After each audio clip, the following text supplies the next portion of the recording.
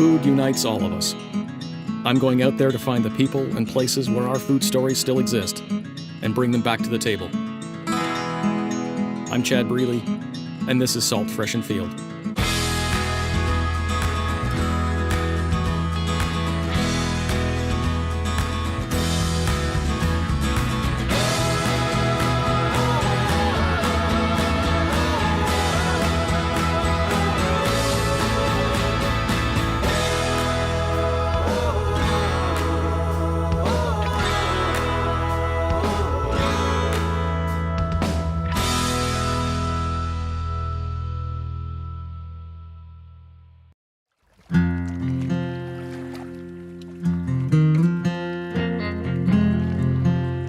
Innovation can spring from unexpected places. Kevin Kossowan and Jeff Senger are born and raised Albertans. Interesting and hilarious individuals, they've combined to become two of the most insightful ecological anthropologists in Western North America. They're coming to an understanding of the boreal forest by ingesting it.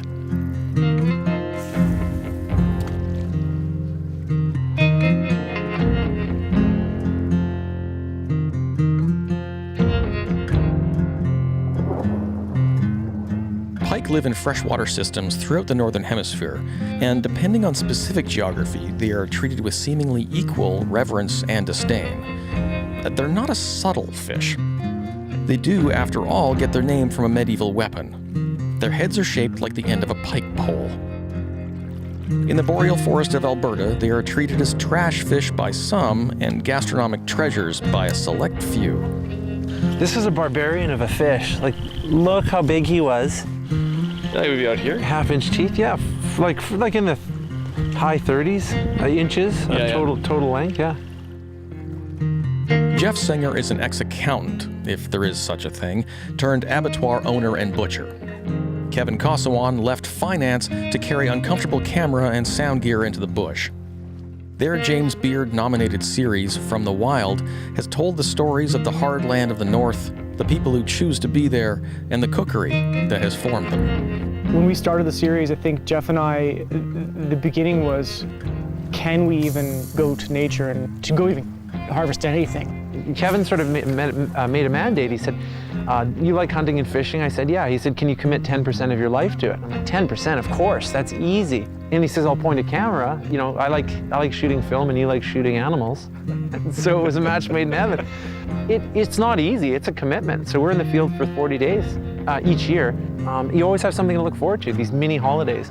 And it's collecting food and reconnecting with something that we're harvesting from the wild. So as a source of food point of view, I don't think it gets much better. Pike falls into the anything that puts a lure in front of them category. They're hungry post-spawn, putting on the calories. They're really, really, really aggressive, as you can see by that skull over there on the rock. Yeah, that's a nasty looking. Yeah, they've got teeth to latch onto stuff and make it dead and then eat it. This isn't subtle here. People ice fish with spoons and catch pike, which is hard to believe, just something obnoxious that they want to smack. If you're here fishing for pike and you don't use the 5 of diamonds, I'd feel like I let you down. Pike will hit all things, as is evidenced by the second most popular in Alberta lure for pike, the Red Devil, as it's called. Is there a dedicated pike knot? One that will hold. Gotcha. Have you fished before, sir? Oh, this feels like, okay, I'm gonna throw this, can go a distance now. Oh yeah, that'll go a half mile. Pike are a violent, marauding, cannibalistic, slimy trash fish. They are also supremely skilled ambush predators, capable of enough aquatic violence to be the subject of mythology and lore. In the spring, as the ice cracks and slowly peels back to allow light into the deep Boreal Lakes, the pike move into the shallows, into the inshore weed beds. There, they wait for bait fish, ducklings, and smaller pike. As the water warms, they shake their dormancy, and they will attack anything that moves.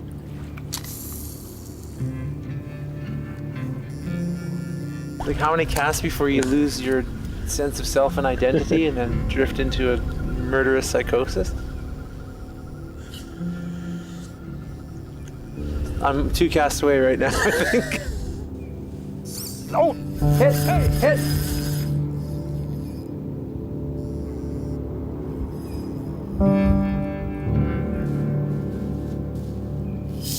long? Yeah. But it's either really, really big or it's tangled around a log. We're not. Oh. Look, it's weeds now.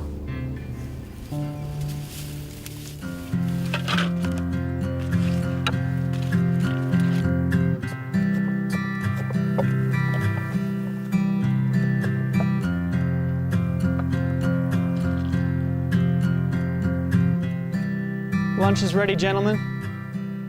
Pike are a whitefish, and they are delicious. That's pike? Pike holds its firmness longer. Oh, okay. Some of the fish get softer earlier and get mushy. Pike's good at holding its texture.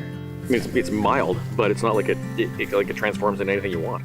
Yeah. I mean, and I think that probably speaks a bit to any whitefish in that they're versatile. They'll pick up flavors. We've got wild onion and tarragon in that today, or you could take it a completely different direction once it's put up like that.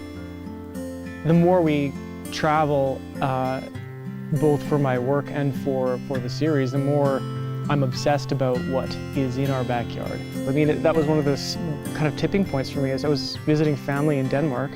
They were feeding me all this great Danish food, and they said, we want to come to Canada and eat Canadian food.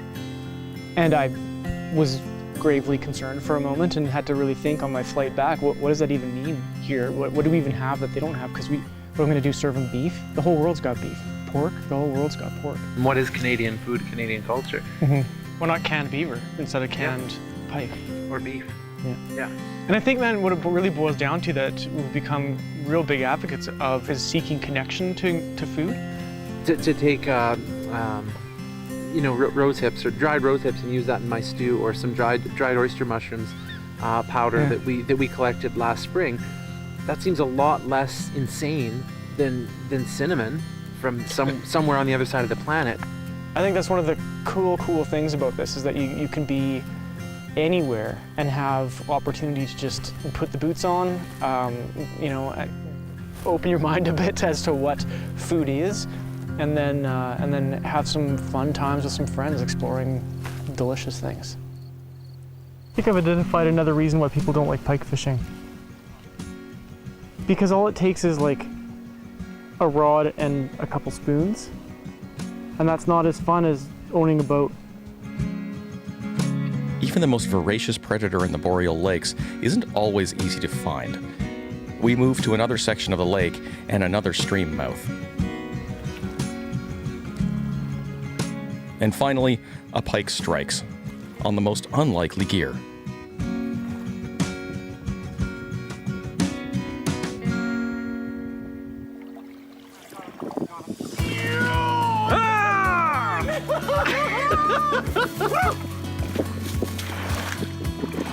Oh, Jeff! Woo! That was a tough one fish. Hard one fish. Oh, man. No leader on a single hook jig. Woo! Feeling good about that, man. I have to say, that's a sizable heart, though. Yeah. You have no heart eating tradition? Oh, really, raw? We gotta share. I'm not gonna plate into it. We have to share. Wait a second. I didn't catch this pike. Yeah, you better eat it. This is you, not me. This is your idea. All right. I'll eat a crunchy little weird pike heart.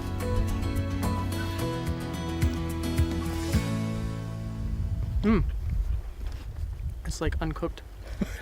All right. No. It's getting better. Actually, it's damn good. It has some super light notes of fish. What does he have to say about it? He's just like, no. That's awesome. Way to go. Awesome work.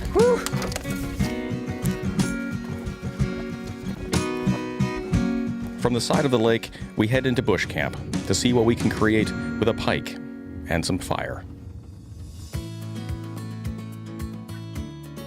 Dandelion, horsetail, we're gonna get the fiddleheads obviously, but the fiddleheads are amongst a bunch of nettles. Done, that's some food. Perfect.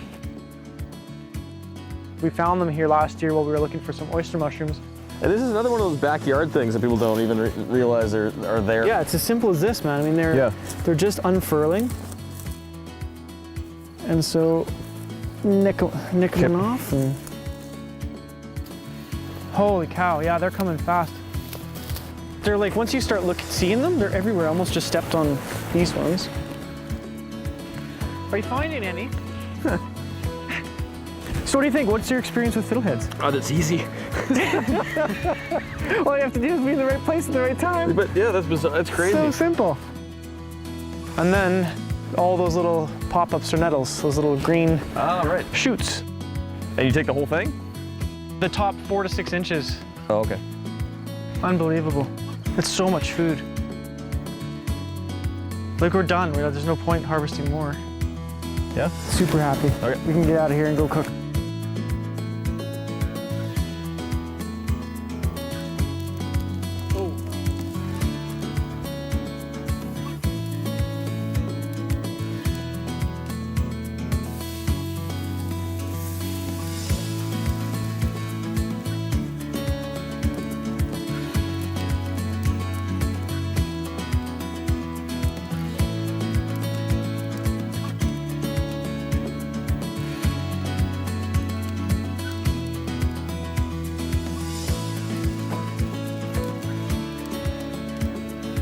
Oh, yeah. Gummy. Oh, it's bigger than I remember.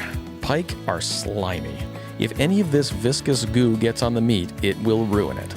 In unskilled hands, this is where pike get their terrible reputation as table fare. Pike are bony. It's true. They have an extra set of Y bones that wing out above the spine almost like an upwards-facing rib cage. They are not the easiest fish to fillet. So, taking a cue from cooking another aquatic ambush predator, the lingcod, we decide to bake the pike whole by the fire. We rummage around camp and find young pine, more fiddleheads, garlic, and wild onion.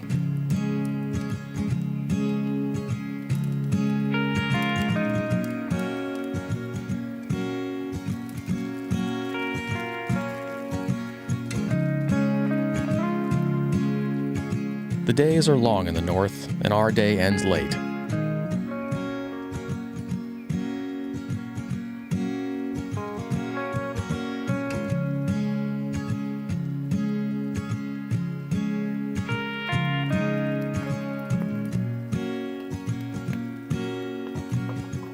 Is it gonna... It did. Yeah, I think that worked.